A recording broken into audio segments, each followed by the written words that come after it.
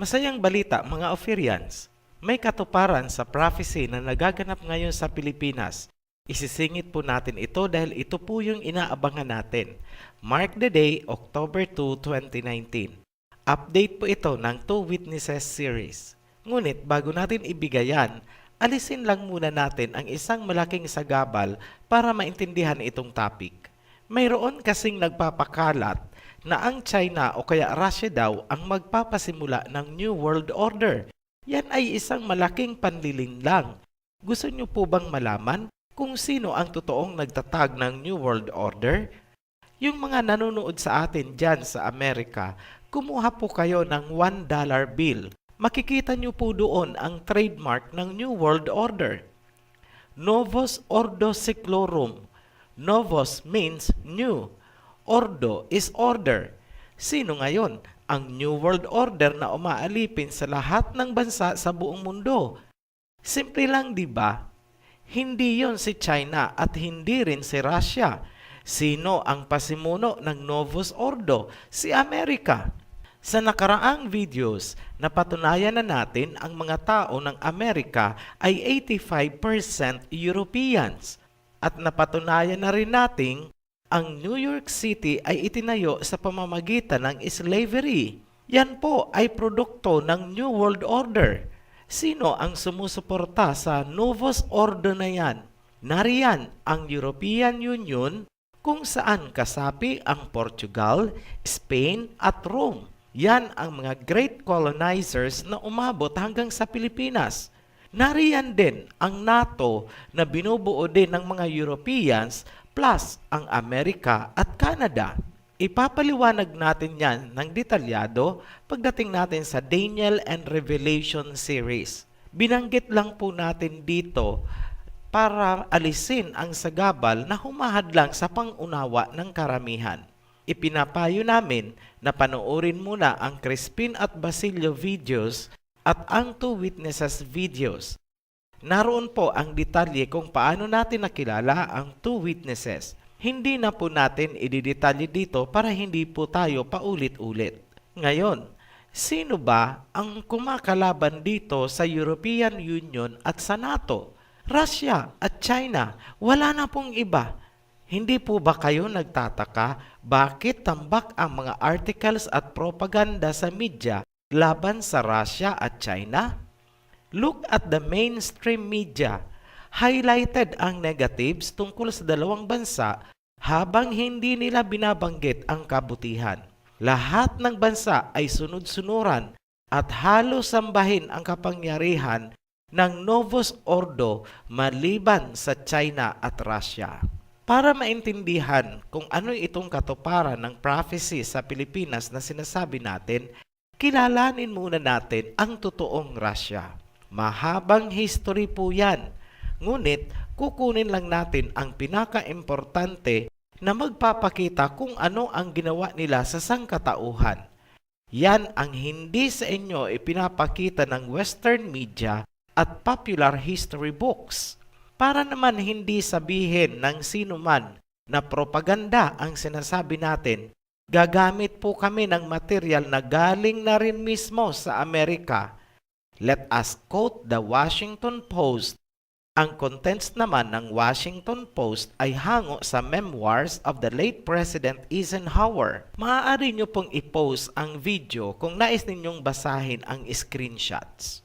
Sabi ng Washington Post headline, huwag daw kalilimutan kung paanong iniligtas ng Russia ang buong mundo mula kay Hitler. Ilang buhay ang isinakripisyo ng Russia para pigilan si Hitler? 5 million soldiers and 14 million civilians. Nawasak din ang Moscow. Kung hindi sa mga Russians na ito, sasakupin ni Hitler ang buong mundo. Lahat ng inferior race na hindi blue ang kulay ng mata ay gusto niyang patayin. Mga puti lang with blue eyes ang ititira. Kasama ba ang mga Pilipino sa mga buburahing lahi? Yes. Ibig sabihin, ang mga Russians ay mga hero na hindi kinilala ng mundo. Ang mapait at malagim na nakaraan ng mga Russians laban sa Nazi Germany ay tahimik nilang ginugunita taon-taon na hindi man lang ipinapakita ng Western media. Sa kasalukuyan, may bahagi ng lupain ng Russia ang pasok sa Europe. Ngunit ang Russia ay hindi member ng European Union ayon sa 2019 na listahan. Kapansin-pansin din na ang Orthodox Church ng Russia ay humiwalay din sa Roman Catholic Church ng Europe. Teka lang, Ofirian, di ba member ng NATO ang Russia? Yes. Pumasok si President Putin sa NATO noong panahon ni Bill Clinton year 2000. Marahil, nag-iisip kayo bakit pumasok ang Russia sa NATO? Sa palagay namin, sapat na ang background ni President Putin para sagutin ang tanong na yan. Isa po siyang former KGB Foreign Intelligence Officer for 16 years. Simple lang po, di ba? Taong 2014, sinuspindi ng NATO ang lahat ng cooperation with Russia. Ibig sabihin, naging outcast si Russia sa NATO. 2019 o sa kasalukuyan, itinuring ng NATO na isang panganib ang Russia na pinamumunuan ni President Putin. Now, here is wisdom. Ganyan na ganyan po nagsimula ang pangyayari na humantong sa pagpatay kay Gaddafi ng Libya. Ganon din po ang nangyari kay Saddam Hussein ng Iraq. Unang hakbang ng propaganda ay ideklara bilang threat. Sinusubaybayan po natin ito dahil sinabi sa Biblia na papatayin ang 2 witnesses. Ngayon, puntahan natin ang million-dollar question. Ang Russia ba ang nagtatag ng New World Order? Hindi. Andyan sa $1 bill ang katibayan kung sino ang Novus Ordo. Hindi rin kalahok ang Russia sa European Union kung saan kasapi ang mga colonizers. By the way, ipapaliwanag natin ang kahulugan ng all-seeing eye at ang pyramid sa hiwalay na video dahil out of topic yan. Nakafocus tayo ngayon kay Russia. Ayon sa mga ipinagdaanan ng Russia at sa mga kasalukuyang nangyayari, siya ang isa sa tumatayong witness laban sa Novus Ordo at sa mga kaalyado nito. Ang malakas na kakampi ng Russia ay walang iba kundi ang China. Ang konklusyon ng Ofirian Heritage, hindi ang Russia or China ang Gog and Magog ng Biblia at hindi rin sila ang nagtatag ng New World Order. Sila ang bansang binigyan ng kapangyarihan na tumutugma bilang 2 witnesses sa Biblia. Ikinakalat ngayon ng mga bulaang propeta na ang Belt and Road Initiative na muling binubuhay ni Russia at China ang New World Order. Yan po ay malaking panliling lang dahil ang ancient Silk Road ng China na bumabagta sa kahabaan ng Hiddekel ay ang original order na inabutan ng Misaya noong isinilang siya dito. Noong umalis ang Misaya, nahinto ang Silk Road at isinilang ang Novus Ordo or New World Order. Ang trademark ay nakikita nyo sa $1 bill. Klarado na po. Buo ang paniniwala ng Ofirian na minsan nang ginamit ng Ama ang mga Russians bilang instrumento upang mailigtas ang sangkatauhan noong 1933 hanggang 1945 mula sa kamay ng Nazi Germany. Kung iniisip natin na tapos na yon at nakalipas na, hindi po. Simula pa lang yon sa napakahalagang papel na gagampanan ng Russia hanggang sa huling panahon. Wala pang isang siglo ang lumipas mula nang magbuwis ng 14 milyong buhay ang Russia noong 1945. Sariwang-sariwa pa ang mga sugat. Buhay pa ang maraming veterans at civilian survivors. Mga living witnesses po yan. Tandaan po natin ang Ecclesiastes chapter 1 verse 9. What has been will be again. What has been done will be done again. There is nothing new under the sun. Ramdam ni Russia na padating na ang panahon na muling mangyayari ang nakaraan at yun ang kanyang pinaghahandaan. Walang iwanan ang motto nila ni China. Pag-usapan natin ang tungkol sa human rights. Gusto ko ito. Sino ang nangunguna sa pagle-lecture tungkol sa human rights ngayon? European Union. Sino ba ang significant member ng EU? Mga colonizers.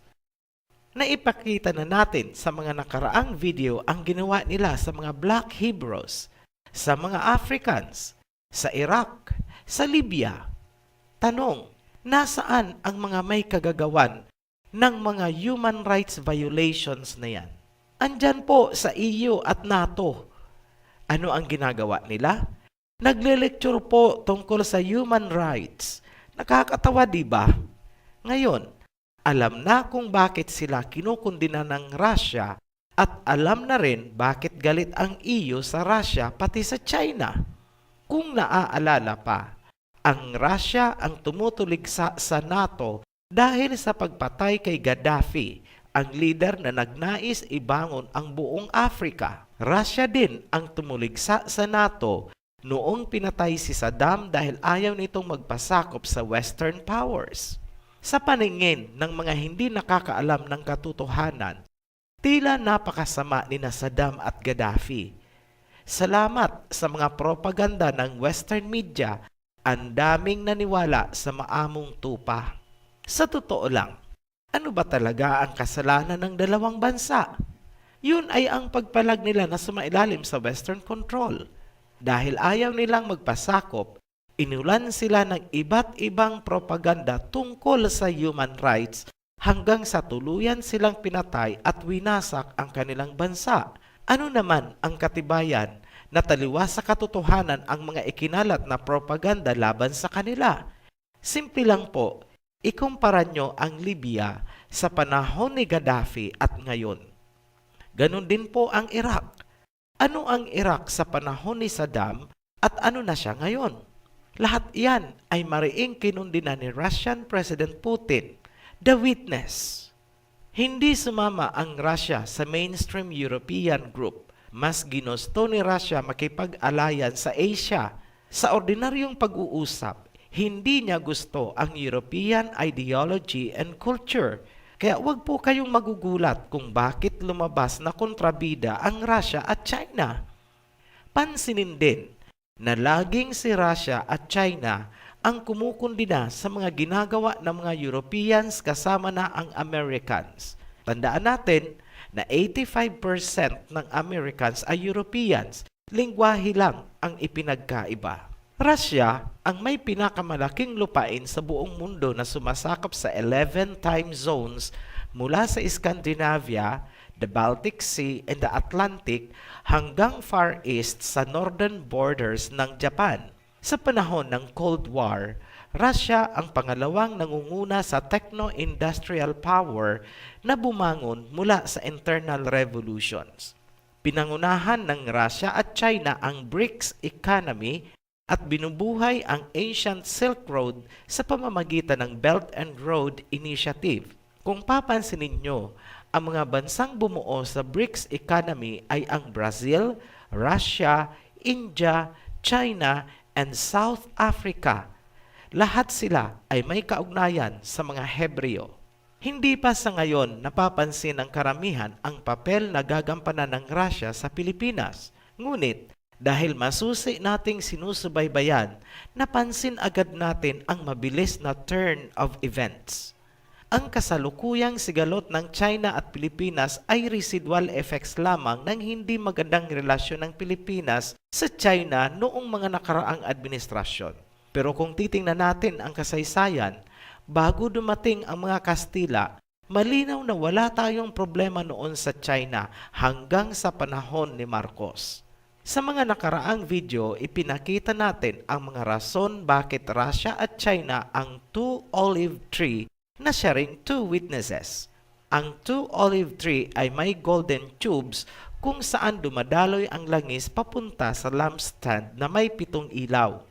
Ang lampstand ay ang lahing Hebreo na nanggagaling kay Heber at nahati sa dalawa niyang anak na sina Peleg at Joktan. Ang langis na nanggagaling sa two olive tree ay sumisimbolo sa ayuda at sustansya para sa mga Hebreo. Bilang two witnesses naman, Sila ay magbibigay ng proteksyon sa lahing Hebreo sa huling araw. May kakayahan silang magbuga ng apoy. Sa kasalukuyan, ang dumidinig sa hinaing ng mga Hebreo sa silangan at kanluran ay ang Russia at China. Alam nila ang kasaysayan. Ano ngayon ang ginagawa ng Russia at China bilang two olive tree at witnesses? Inihuhugpong na ng Russia ang kanyang golden tube papunta sa Pilipinas at isusunod niya ang Africa ngayong Oktubre din. Araw lang ang pagitan ng pagpunta ni Pangulong Duterte sa Russia at ang pagpunta ng African Union. Naunang inihugpong ni China ang kanyang golden tube sa Africa. Tinulungan nito na makabangon ang Africa matapos malugmok sa kamay ng mga puting nanakop. Ngunit, hindi pa lubusang naihuhugpong ni China ang Pilipinas dahil sa mga issues tungkol sa teritoryo. Ngunit, tuloy-tuloy naman ang Russia. Sinimulan niya nang ihugpong ang Pilipinas at isusunod niya ang Africa. Isang palatandaan ng paghuhugpong ng Pilipinas at Russia ay makikita sa naval-to-naval pact na hindi inilalabas ang detalye. Para hindi offensive sa ibang bansa, ang tawag nila dyan ay military cooperation o kaya joint military exercise. Hindi nila yan tinatawag na military alliance. Ngunit, saan ba yan patutungo? Sa pananaw natin, ang military cooperation ay isang getting to know each other. Parang courtship stage na patutungo sa mas malalim na relasyon. Sa ating analysis, kapag naihugpong na sa Russia at China ang Pilipinas at Africa, napipinto na ang muling pagkakaisa ng lahi ni Peleg at Joktan. Yan ang Africa at Pilipinas na inilarawan ni Jose Rizal bilang sina Crispin at Basilio sa Noli Me Tangere. Kung idadiagram natin, ganito po ang nangyayari ngayon. Unti-unti nang sumasailalim ang Pilipinas sa proteksyon ng two witnesses. Wala nang makakapigil niyan. Tuloy-tuloy na po yan. Ganun din ang Africa. On guard na po ang China para sa Africa. At lalong lalakas ang Africa kapag naihugpong din sa kanila ang golden tube ni Russia. Ang naisulat ay naisulat. Hindi na bibitawan ng two witnesses ang Pilipinas at Africa. Ngayon, naghuhugpong na ang Pilipinas sa Russia. Ano ang maaaring mangyari na dapat nating obserbahan? Bubuksan ang oil and gas exploration sa South China Sea or West Philippine Sea. Magkakaroon kaya ng objection si China? Initially, yes, pwede siguro. Alam niyo po, minamadali na ng gobyerno natin na mabuksan ang oil drilling sa West Philippine Sea dahil malapit na pong maubos ang Malampaya. Pag naubos yon at wala pang nabubuksan, lahat ng langis na gagamitin natin ay bibilhin sa Middle East na hawak ng OPEC. Americans and Europeans po ang may control. We will be 100% at their mercy. Nakahanda rin ang Russia na igawa ng nuclear power plant ang Pilipinas kung gugustuhin natin. Matutugunan ng nuclear power plant ang lumalaking pangangailangan ng kuryente para sa industrialization at manufacturing. Nakahanda rin tumulong ang Russia para mapaigting natin ang sandatahang lakas ng bansa. Ang manggagaling sa Russia ng mga helicopters, submarine at kung ano-ano pang kagamitan ay brand new. Siyempre, hindi yan libre. Ngunit, mabibili natin sa presyong pangkapitbahay. Kung natatandaan pa, noong ayaw tayong bentahan ng Amerika ng sandata, panahon ng Marawi Siege, ang Russia ang tumulong sa atin sa pamamagitan ng mga military hardware at technical support. Hahadlangan ba ng China ang mas malalim na ugnayan ni Pilipinas sa Russia? Sa aming pananaw, hindi. Bakit kamo? Magkaibigan ang dalawang bansa. They need each other. Magkakaroon lang yan ng mga adjustment. Mas malaki ang posibilidad na magkatulungan pa nga yan. Pareho nilang nakikita na ang Pilipinas ay isang strategic na bansa sa Pasipiko. Sa kabila ng sigalot sa teritoryo sa pagitan ng China at Pilipinas, hindi ipinagdadamot ng China ang oil na makukuha sa West Philippine Sea. Nag-aalok si China ng 60% para sa Pilipinas, 40% naman para sa kanila matapos alisin ang mga gastos. Para sa amin, maganda na po yan. Fair and square na po yan. Kasi kahit makuha natin ang teritoryo, wala naman tayong kakayahan na ma-explore ang karagatan. Ang mangyayari ay lalapit tayo sa Amerika. Problema yan dahil hindi papayag si China na may Western powers na uukupa dyan. Pansinin natin na yan ang pinakabungad o pintuan ni China sa maritime routes. Kung maging deadlock dahil hindi papayag si China, mas tayo ang kawawa. Okay lang sa China dahil marami silang pagkukunan ng langis. Mga bansa na malapit sa Caucasus ang pinagkukunan nila ng langis ngayon. Ganon din po ang Russia. Malaki din ang oil reserves nila. Sa practical na pag-iisip, wala tayong ibang pagpipilian kundi makipag-cooperate sa China at Russia. That is our destiny. Kung titingnan naman natin sa biblical na pananaw, tila ba ginamit ng Ama ang West Philippine Sea para kumapit tayo sa two witnesses at dumistansya sa Novus Ordo, the New World Order. Madaling maayos ang gusot sa pamamagitan ni Russia para masimula na ang pag-aani ng biyaya ng dagat. Sa kabilang dako naman ng mundo, lalong gaganda ang ekonomiya ng Africa kapag nahugpong na rin sa kanila si Russia. Ibig sabihin, palapit na ang panahon na makakauwi ang mga Black Hebrews mula sa apat na sulok ng mundo. Sila ang remnants of Israel, ang mga survivors ng lahi noong mga nabiktima ng transatlantic slave trade. Ganon din po ang Pilipinas. Makakauwi na rin ang mga OFWs mula sa apat na sulok ng mundo. They need to be home because a big day is coming. Ang Russia at China ang magiging tulay ngayon para mapag-isa ang mga Hebreo ng silangan at kanluran. Yan ang matagal nang gustong mangyari ni President Marcos at Gaddafi. Ang mapag-isa ang gold resources ng Pilipinas at Africa na pangtapat sa currency ng Novus Ordo. Sana nakikita nyo po ang wisdom sa aming mga inilalahad. Pag nangyari yon, biglang magniningning ang golden lampstand kasabay naman sa pagtagilid ng ekonomiya ni Novus Ordo. The two witnesses will be killed.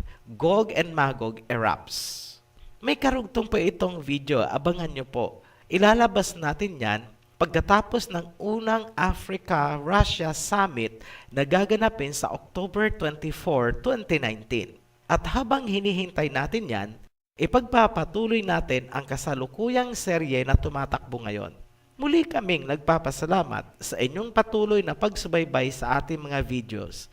Huwag po kayong maiinip. Dadalasan po natin ang paglalabas ng video. Ipagpaumanhin nyo po ang mga delays kasi gaya po ninyo, nagtatrabaho din po ang mga Ophirian sa araw.